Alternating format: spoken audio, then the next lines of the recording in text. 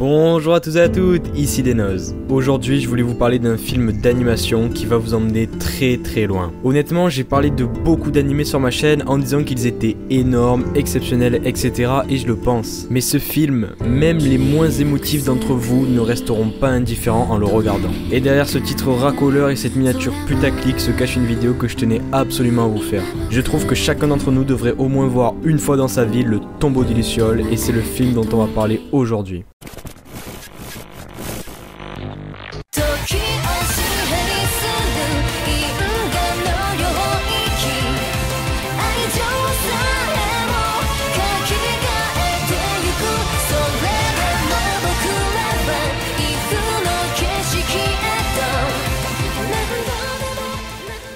Le Tombeau des Lucioles ou Hatoru no Aka est un film d'animation du studio Ghibli sorti en 1988. Ce chef-d'œuvre est tiré d'une nouvelle semi-autobiographique et c'est ça qui est vraiment ouf. Je le qualifierais de émouvant, triste, fort et dur, et c'est vraiment une expérience de vie que, selon moi, chacun devrait avoir. Ces 1h30 de film pourront vous faire réaliser à quel point il faut profiter de la vie qu'on mène. C'est une phrase un petit peu bateau, je sais, mais avant de le visionner, il faut que vous soyez prêt mentalement à encaisser quelque chose d'extrêmement difficile. Et il faut que vous soyez prêt à être en PLS. Déjà au niveau des thèmes abordés, c'est pas la joie. Ici on va parler de la Seconde Guerre mondiale et plus précisément des bombardements qui ont lieu au Japon. Et on va se rendre compte à quel point ça peut détruire une famille en un instant, et si on se met à la place des personnages de ce film, c'est juste horrible la sensation qu'on peut ressentir. Bon, maintenant on va parler du film parce que là j'ai fait que vous dire qu'il était triste, émouvant, etc.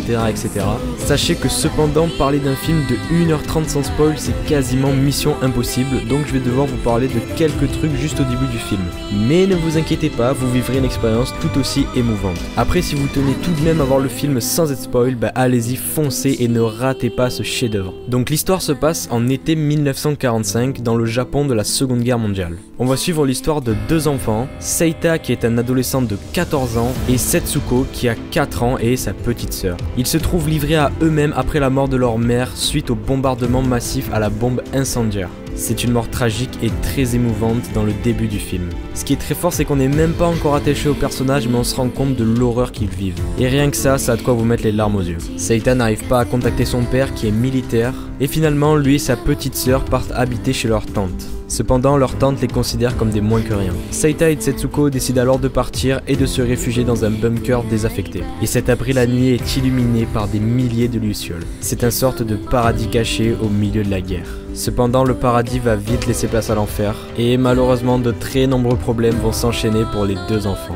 Bon voilà en gros ce que je peux vous dire du film sans vraiment vous spoil, parce qu'après j'ai peur d'en dire trop. J'espère au moins vous avoir donné envie d'aller le voir. En plus franchement 1h30 à lui accorder, vous avez rien à perdre. Et rappelez-vous que ce film est tiré d'une nouvelle qui est semi-autobiographique et ça je trouve ça ouf. Parce que du coup on ressent vraiment toutes les émotions de la guerre. C'est pas raconté par quelqu'un qui n'a pas vécu ces événements. C'est vraiment du vrai, du concret. Et c'est aussi pour ça qu'on est autant dans le film, on est dedans. Il y a une espèce d'immersion, je sais pas, que j'ai pas eu avec d'autres animés. À la fin du film, en 1h30, j'ai été plus touché que dans certains animés de 13 ou 25 épisodes. C'est pour vous dire à quel point ce film est puissant. Et donc pour conclure cette vidéo, si j'avais juste un truc à vous dire, ce serait de quitter cette vidéo maintenant, d'aller voir le film et ensuite revenez pour me dire en commentaire ce que vous en avez pensé et si oui ou non ce film vous a autant touché que moi. Alors on arrive sur la fin de la vidéo. Je sais, j'ai pas fait d'analyse, je n'ai même pas critiqué le film, mais ce genre de vidéos me plaisent tout autant que mes autres vidéos analyse et critiques. Ça me permet de vous conseiller des animés que j'ai adorés, que j'ai aimés, et mon but avec cette vidéo c'est donc de vous faire découvrir ces animés, et évidemment à chaque fois j'espère que vous aimerez autant que moi les animés que je présente. Sur ce, je vais vous laisser en vous souhaitant une bonne journée ou une bonne soirée. C'était Denoz,